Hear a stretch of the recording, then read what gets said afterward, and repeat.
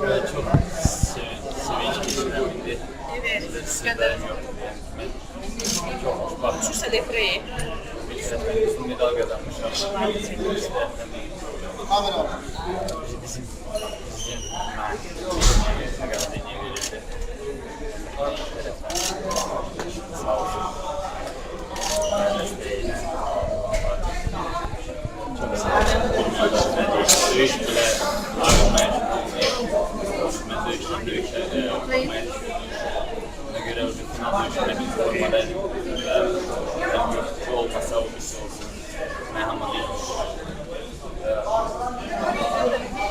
Memo ilk Avrupa oyununda işler senden verildi. Danışık hedeflerine kadar. İlk Avrupa oyununda işler verdiğin çevre olmak sen için ne demek? bu an milletine davam milletine dayanmayacak bir tartışmayış. Veriyorsun inşallah.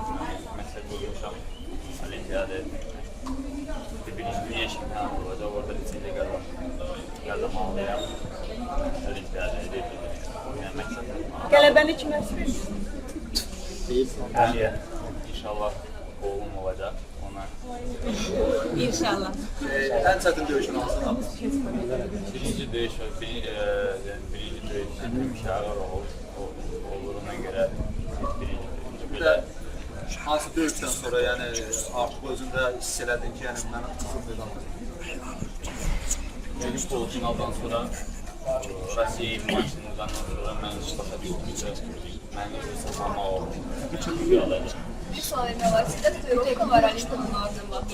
Yine de çok devam edeceğiz.